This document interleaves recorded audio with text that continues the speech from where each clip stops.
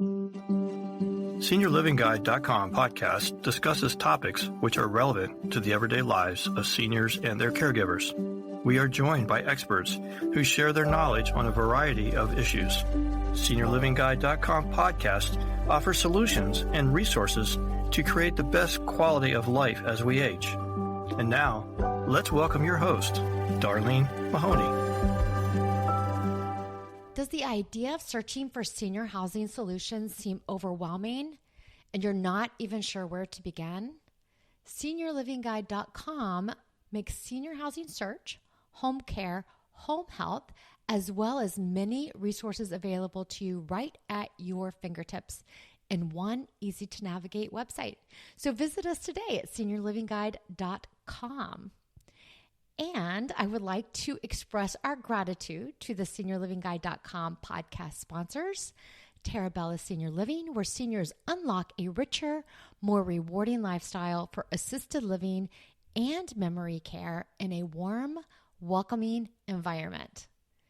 And Live Dry adult incontinence products designed for moderate to severe incontinence issues. Live Dry provides reliable all-day and all-night protection. Quick absorbing, high capacity, and odor control helps you feel more confident when you wear Live Dry. Today, I'm very excited to have Brooke Schmidt. She is a registered nurse with over 14 years of experience. The majority of her career has been focused on working with older adults and their families. She has worked in hospice, palliative care, home health, and community services. Her focus is on supporting older adults and their families as they age. Thank you for joining us today, Brooke.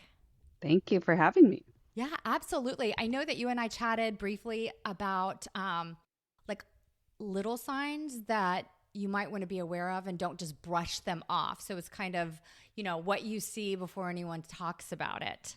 Yes. So kind of let's dig in. So some of the changes that might not be the common ones, but we really need to pay attention to. Where does that kind of start? Yeah. So I usually like to think about it. There's, these big red flags like mom got lost. She got in an accident. She fell.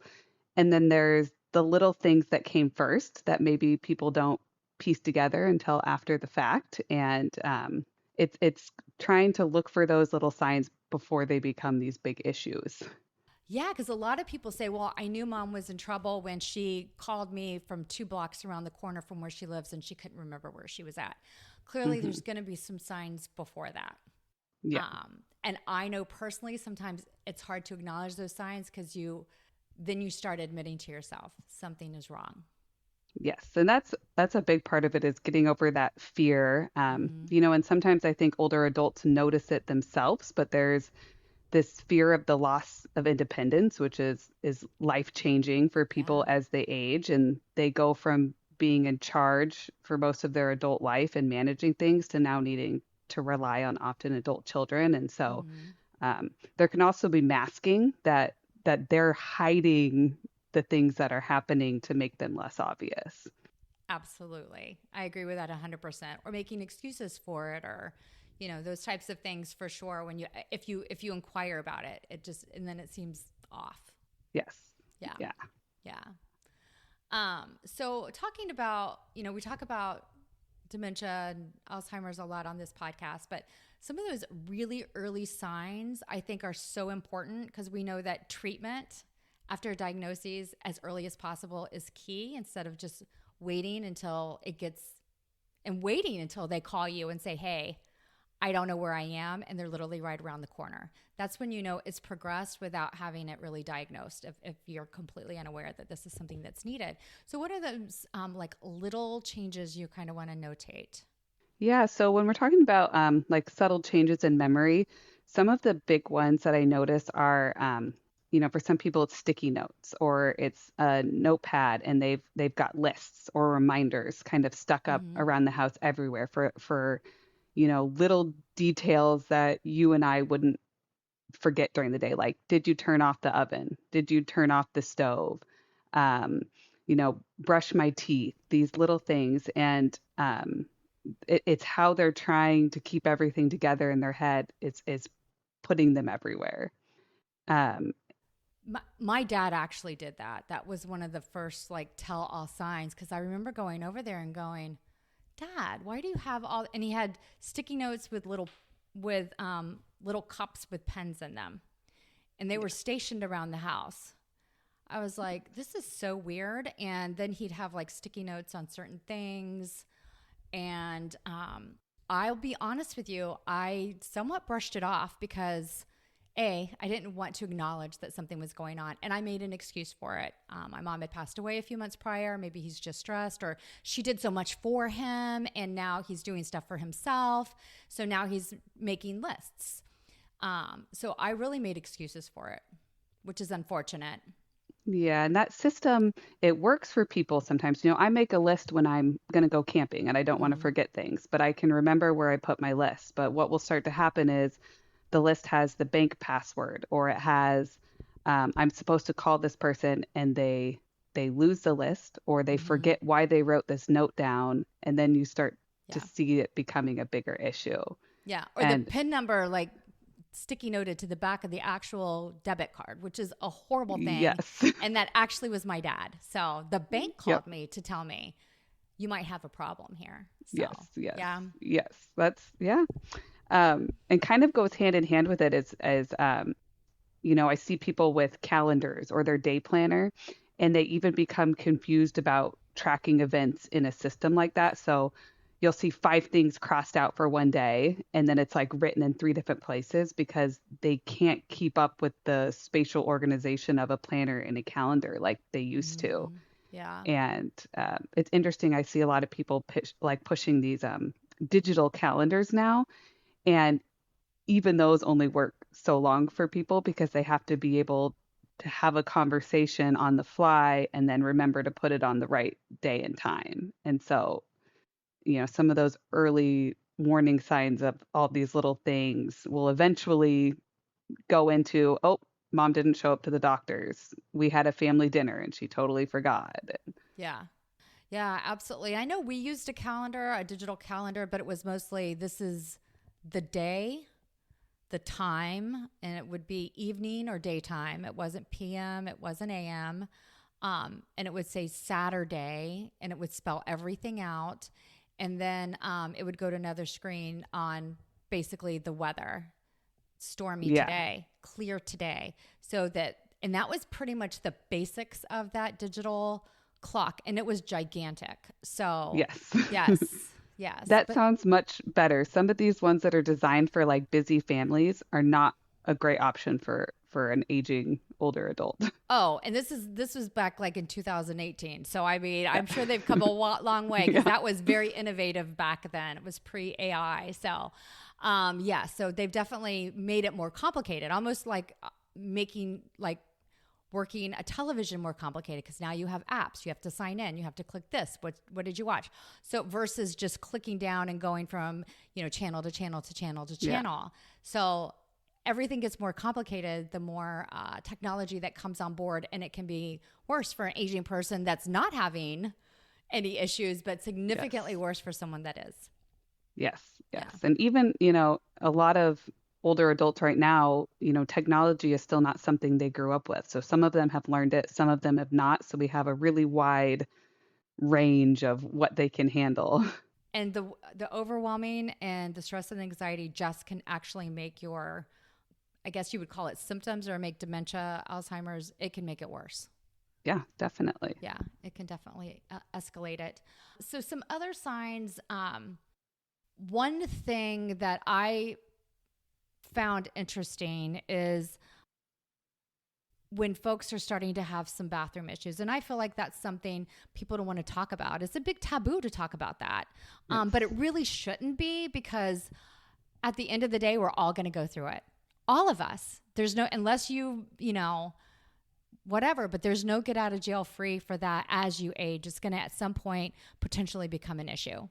Yeah, bladder control issues impact women more than men, we know, in younger ages. But as we get into older adult aging, it catches up with men as well. So, Yeah. and dementia, Alzheimer's aside, it can be impact anyone. Diabetes, kidney issues, heart disease. They all end up having an impact on it. And it's definitely something that people don't want to talk about, even as a nurse bringing it up, discussing with people. They're uncomfortable. They may brush it off. They may say, it's not an issue. But there's definitely some early warning signs that I notice. And I often tell my husband, one of the downsides of being a nurse is I notice these things about people even when I'm not working, a Yeah. lot of these things. And so when we're talking about early warning signs of incontinence, there's some of the obvious ones like repeated trips to the bathroom, Mm-hmm. appearing antsy or agitated. I hate to use this as an example, but it's like a little kid when they're doing a potty dance. Yes. Adults can do their own kind of agitated one, and especially in people with dementia and Alzheimer, it can very much look like a toddler who needs to go to the bathroom because they lose the ability to communicate those thoughts with people. Um, Frequent urinary tract infections are also one I see with people kind of in early stages of incontinence, because when we're talking about incontinence, there's multiple different kinds. There's the I need to go to the bathroom right now and I didn't get any warning.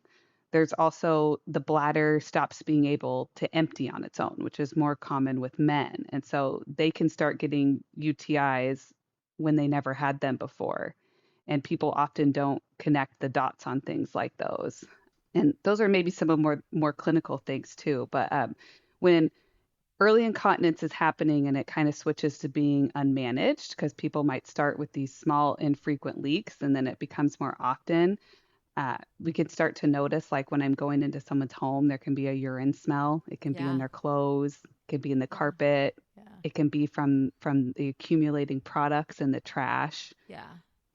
It sort of ends up with this cumulative effect if they're not asking for help. And one of these like real telltale signs is if I go into someone's bathroom and they have this overflowing trash can, often of, wipes and incontinence products, because they're going through them. They don't have a system to manage the trash. They don't want to ask anybody for help. And they kind of get in this situation where things get out of control. Yeah. I can definitely see that. That would definitely be an issue. I had a question for you, and I'm now trying to remember what that question was. But it seems like incontinence is something we don't talk about, like I mentioned. But one thing that I think is kind of important, you mentioned it, you touched on it, is the smell. And I think that when you do laundry, you can only get so much out. So if you're pulling Yes. fresh, clean laundry out of a dryer and it still has that lingering odor, that's kind of where that's a huge red flag. Yes. That's Yeah. probably And one that's not being managed or treated. yeah.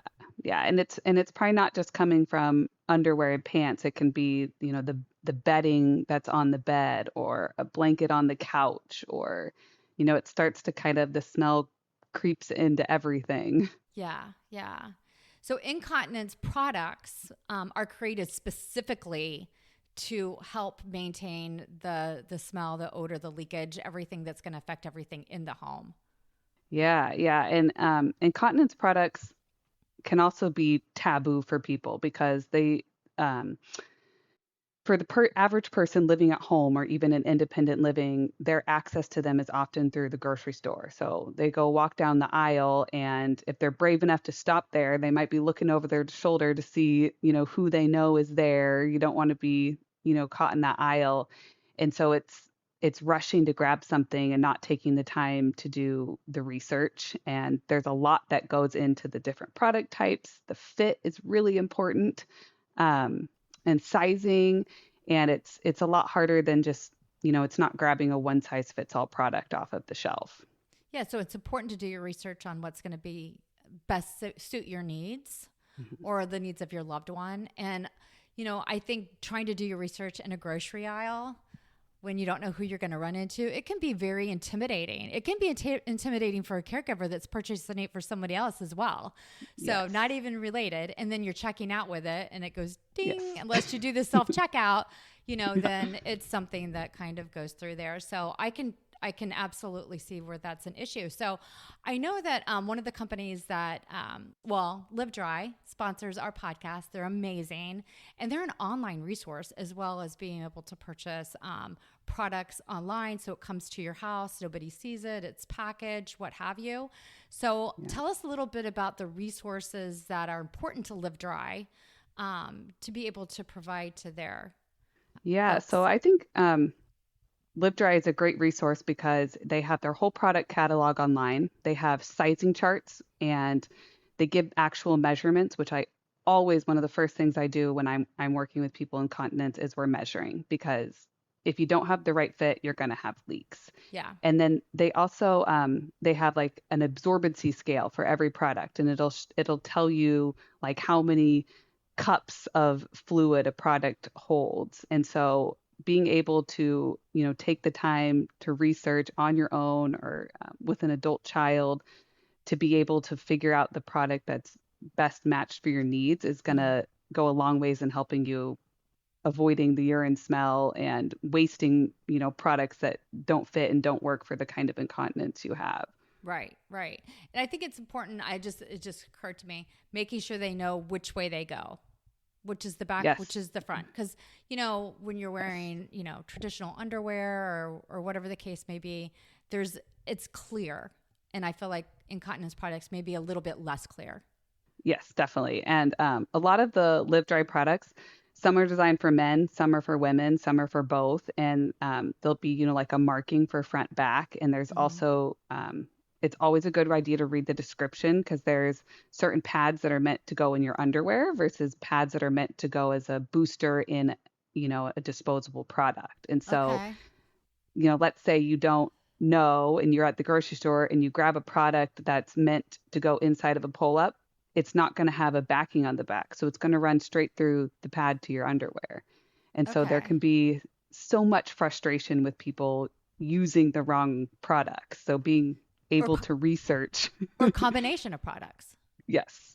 See, I just learned something right there. I just thought there was, you pick out a size and that's the size. I didn't realize there were booster products that help fill the gaps where the main product isn't helping. I didn't even know that was a thing.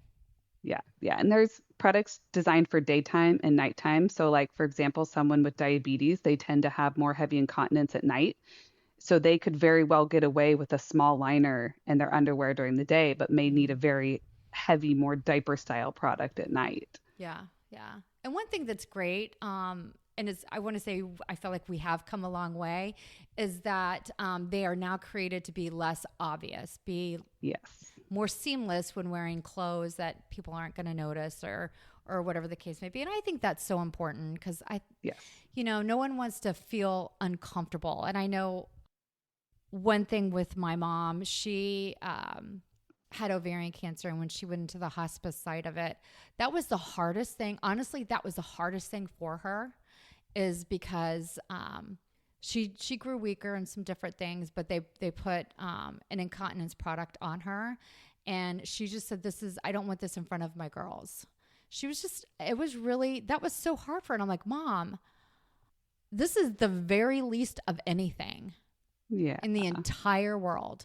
So I think it's important that, you have stuff for those folks that are still able to get up and get around, that it's not obvious, because it's something that can be embarrassing. Yeah, it's definitely a dignity issue. And we don't get to determine as family members, as daughters, as healthcare providers, where that line is for people. And for some people, incontinence is that line. And so having the conversations can be really difficult. Yeah, I agree with you.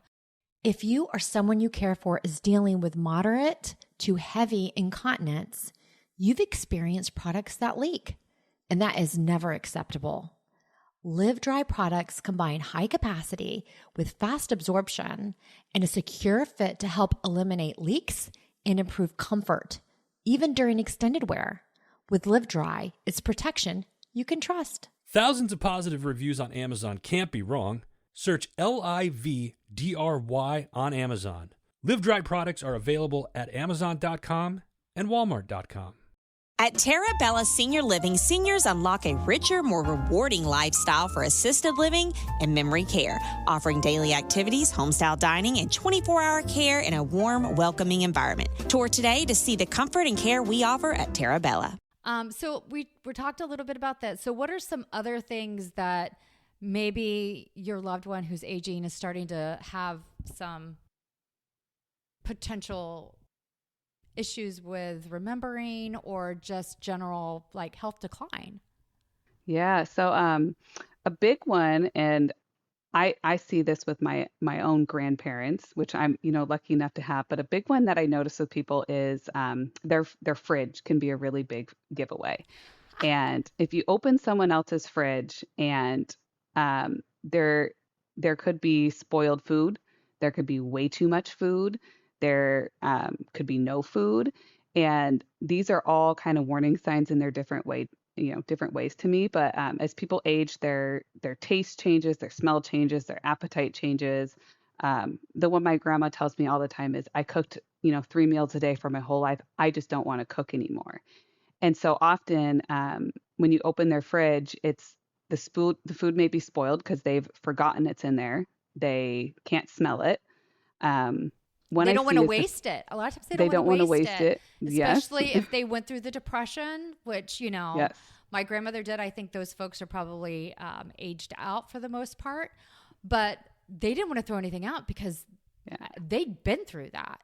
Yeah, yeah. Or they were raised by parents who were in the Depression. So we see this kind of effect. Yeah. But another one I see, which often goes more, people overlook it more, is the fridge is so stuffed full of food, and people are like, great, they're eating, they have all this food. But often what's happening is people are bringing food over, and then it's just sitting there, and they're still not eating it. Yeah.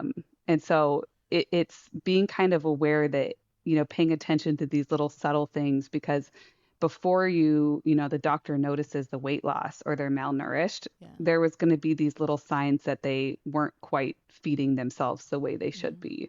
And older people tend to start eating less versus, what they may have been in the past. And like you said, like their taste buds change, all the different things. So they're less inclined to maybe eat more, and then they start eating less, and then they start having health issues.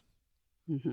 Yeah. Yeah. So diet is huge for all of us at any point in our life. And so there's definitely always warning signs before it's like, hey, mom hasn't been eating for, 2 months. Yeah. Yeah. And one thing that I think is something you also have to kind of check up on is when they have their medications and things like that. Because as you get older, your medication list gets bigger and bigger, it seems, versus anything else. And it's keeping up with those. I'll be honest with you. I find that as one of the hardest parts. I know that, and it wasn't even my medication, but keeping up with all of that, it's like a full-time job. Yeah. So a word we use a lot in the healthcare world is polypharmacy, and it is like most common in older adults. So as people age, they start getting all these different specialists, their primary care doctor. Unfortunately, our health system's not perfect. These people don't all talk. And next thing you know, you have a med list with 20 plus medications on it. And I would struggle to manage that as a nurse for myself. There's only so many systems. So some of the issues, little subtle things with medications that I'll start to notice is that for some medical providers, you can tell when people refill their medications or not. So I may notice a patient who hasn't asked for more refills, and they should have been out a month ago. And that's going to be a red flag to me. So something that like I do with my parents or grandparents is, a quick look at their medicine bottle. When was it? Usually they'll have somewhere on there that says last refilled. If that's way out of date, that's going to be a clue that they are not taking that medication either because they forgot, they don't know what it's for, they don't like the side effect. And it's really common that people will start a new medication, they don't like the side effects, they just stop it and they never tell anybody. Yeah. And then, you're wondering because they don't want to be why. told they need to take it. Yes. Exactly. Yeah. And kind of along with not refilling is maybe a family member is filling in one of those MediSet boxes where it has the days of the week and the time, and they go refill it the next week, and either they're all still there, some of them are there. I've seen where people got confused and put them in different spots where they weren't supposed to be.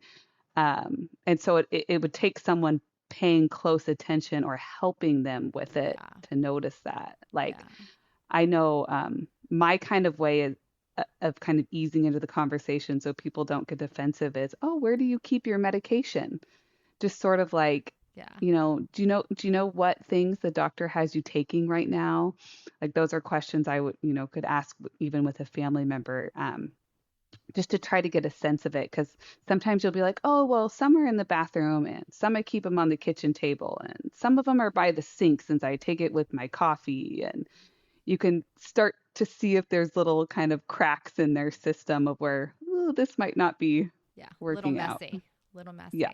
Yeah. So I did want to ask you a question. We talked about, it's not a perfect system. And that does make me crazy because if we can do all these things, we shoot off rockets, all the things, all the medical records to be able to talk to each other. But I do notice with my own healthcare that they really want everything going to a single pharmacy. Does that help? Do they cross-reference typically and kind of make sure that you're not taking something that would be a bad interaction with another medication? Yeah. So if you are using one single pharmacy, in theory and best practice, the pharmacist should be double checking everything in their record when they're giving someone a new medication.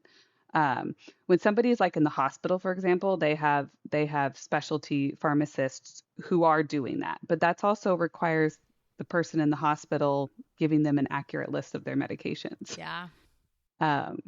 But yes, in a perfect world, a pharmacist, if you had all your medications through the same pharmacy, would be being flagged if there were things interacting with each other. Yeah. So that's not a guaranteed defense, but it's definitely something that might minimize any kind of interactions. Because if you do interact certain medications, you're going to feel like garbage. I mean, if it's as simple as that, it just may affect the way that you sleep or the way that you feel or your energy, or it could be something actually quite severe. Yeah, definitely. And it's always why when you go to like your primary care appointment and as an adult child, as the older person, bringing an accurate list of every single thing you're taking from every person, even if you think it doesn't matter because it's vitamin D or this and that, having one person look at that list is huge. Yeah. Every time you go to the doctor, you really should have the complete list of medications. I know they ask you, but you don't a lot of times include those vitamins on there for sure. Yeah. And you could be overtaking vitamins or not taking enough vitamins, or what vitamins are a hot mess express as it is, because you don't even know where they're coming from. Yes. So I feel like we need to kind of button all that down, but that's a whole different podcast. Yeah. Is the vitamins. Yeah. But, so one thing that I find somewhat heartbreaking or very heartbreaking is that seniors sometimes they exhibit different things just from being lonely and not being connected to society. Because especially if they're at home, they're aging at place, they live alone, and their movements may be, they may not be able to drive, so they're getting delivery or things like that. I think that can also cause some issues just on the social side. Yes. Yeah. Loneliness is really hard and unfortunately really prevalent, and it shows up differently for everyone. And so sometimes, family members will tell me, I didn't realize Dad was so lonely. He never said anything. Because I think a lot of times older adults don't want to burden their children or their grandchildren, but it can also show up as the person who's mean about it. Like, oh, you never come to visit me. And then it ends up pushing people away because they're like, Grandpa's so grouchy. He doesn't, he's not fun to be around. I think a hard one for me is sometimes as a nurse, especially in hospice and palliative care, I can be the only social connection that person has. And maybe they don't have family, or maybe their family lives across the country and, they're working and they have their own children. And there's just a lot of pieces that go into it. And there's also loneliness, like you touched on, that they can't drive themselves. They're afraid that they can't find a bathroom. They're afraid they're going to fall. There's so many different factors that go into it. And mental health in general is something that's pretty overlooked with older adults. And so family may not notice those little signs before, mom or dad are clinically depressed and need a lot more help and They support. think it's they're old. They're old. So Yes. that's just going to be an old person. They're going to be depressed. That's not true. Yeah. Yeah. And that's a stigma I think that really, really needs to be tackled hard. Yeah. And it's good that we're talking about it. Yeah. Aging does not mean that you have to be sad and depressed. Yeah. Yeah. And it's hard because there's people who have preferred to be kind of on their own their whole life, and even those people especially get overlooked because people are like, oh no, they like to be at home all the time alone. That's what they always did. And they're not asking the deeper question of like, what's preventing you from, even going to a grandchild's sporting event? Is it pain? Is it, incontinence? Is it lack of transportation? Yeah. So having those conversations is huge, because you can't just brush it under, but you do have to have the hard conversations. You can't just guess or blow it off because you don't want to infringe on whatever. But I do think it's having open, honest conversations on what's going on in someone's life. Yeah. And, one of the things is it could be, you talked a little bit about getting out, but like, what are some signs that people are maybe struggling to move around a house, or having some of those issues that might be why they're afraid to go out, because they don't maybe want to use a walker or have a walker? What are some of those signs that they're having some of those issues? Yeah. So a fear of falls and is a huge thing with older adults. There's actually a lot of stigma about it. Anytime you're like in the hospital, it's like, press this button, do not get up without me, you cannot fall. And so people start to become afraid of falls. I often hear a lot this like, I'm going to fall, I'm going to fracture my hip, I'm going to be in a nursing home, and I'm going to die. Yeah. That's a very concrete sequence of events that people think happen. But before that fall happens, there's other little, things that are happening. And one of the biggest ones I see is like what we call furniture surfing. So someone's walking through their house, and instead of like you or I, we just walk down the hallway, there's a touch point everywhere they are. Their hands on the wall, it's on the chest of drawers, it's on the back of the couch. It's helping them because that's how they're keeping their balance, because they're aware that they're unsteady. Yeah. And often furniture surfing doesn't happen until somebody's already had a fall, but they probably didn't tell you. And they're afraid. Yes. And they're afraid of doing it again, because the falling once makes you significantly more likely to fall again, because it changes how you move your body, because you're bracing for something to happen. So what are some of the signs that maybe someone has fallen and didn't tell you? What are some telltale signs? Bruising. Yeah. Often like scrapes, bumps we're seeing on arms, legs, an injury, like I twisted my ankle, or, new onset pain in a shoulder, or really the biggest one I see is people start furniture surfing, and then they're going to be more hesitant to go out places where to like go for a walk out in nature, because there's nothing to hold on to. And, telling their doctor means they might need physical therapy, they might need a walker, they might need a wheelchair. And those are all, again, it's a dignity issue. It's a loss of independence. Yeah. Someone Might tell them they can't drive. So they're very likely to mask falls in the early stages before this, like, they fell and broke a hip. Yeah. Yeah. I mean, I get that. I get that. I don't know that I wouldn't be the same way, to be honest with you, just because, I mean, we all want our independence. There's nobody that says, I don't care.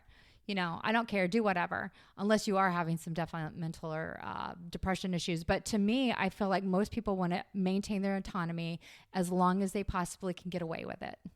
Not can, but can get away with it. So two very different things. So no, I didn't even think about the furniture surfing. That's such a great ad. Yeah.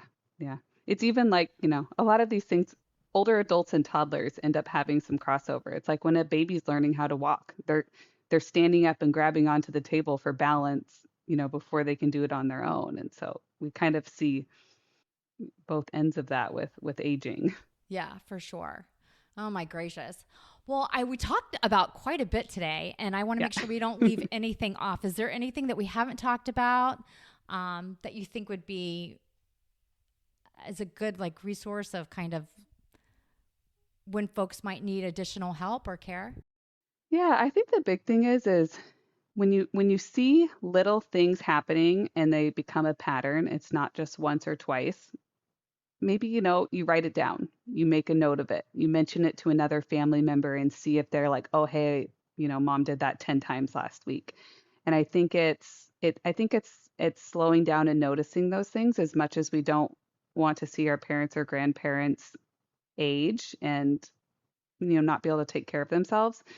Noticing those little things and intervening earlier is going to potentially prevent the really big things that we're like, wow, we wish we did something sooner. Yeah. So pattern, kind of looking at a pattern, and maybe a combination of all the things we talked about today. Yes. Might be stuff you want to check off your box. So, the notepads. I'm noticing that their medication is not getting refilled. That's when you have to start like maybe looking for signs that maybe you weren't paying attention to, like the medication. Typically, you don't go dig into somebody else's medication unless you feel like there's an issue. You don't just do it for fun kicks and giggles. Yeah. So I think that that's important to kind of piece it all together. It can be a little bit of a mystery. Yeah. Yeah. So. And also just acknowledging that those conversations are difficult and that there can be some defensiveness, and finding that balance of being helpful without just taking over everything. Yeah. So what I have kind of found is that there is defensiveness a lot of times, but there's also they know something's going on. They know it. Yes. So I think the defensiveness wears off fairly quickly. If you go about it the right way and offering resources and help, where they can unburden them from what they've been burdening for so long with, I'm having trouble walking through the house, I've fallen, nobody knows, I'm having some incontinence issues, nobody knows, I'm, can't keep up with my medication, nobody knows. Well, somebody now knows, and now I'm mad because I'm going to have to face it myself, but now I have some help. So there's got to be some kind of relief that comes with that. Definitely. Not being fully responsible for it. Exactly. Not being fully responsible, getting that help and resources that you need. So I do appreciate the fact that Live Dry does offer those additional resources, and everything is online. So, and I know we're going to provide those links in our description, as well as some additional links that for a new resource website that's coming up here fairly quickly. So I think that that's going to be really great for our listeners, so they can go on there, do their research, find out what best fits their needs, so they're not buying random products and crossing your fingers and hoping for the best. Yeah. And there's a lot of, they have a lot of resources specifically about sizing, fit, troubleshooting leaks, things that you're not going to get reading the back of the package in the drugstore or the grocery store. So. Absolutely not. Absolutely not. So that's amazing. I just love that. I appreciate what they're doing over there. So, yeah. All right. Well, thank you, Brooke, so much for joining us today. Yeah. I loved this podcast. It was very enlightening, and I really learned a lot, and I'm hoping that our listeners did too. So, yeah. Thank you. And if you enjoyed this podcast, we can be found anywhere you listen to podcasts: Spotify, Apple Podcasts, Good Pods, all the apps. Check us out there. Like, subscribe, comment. Thanks for listening.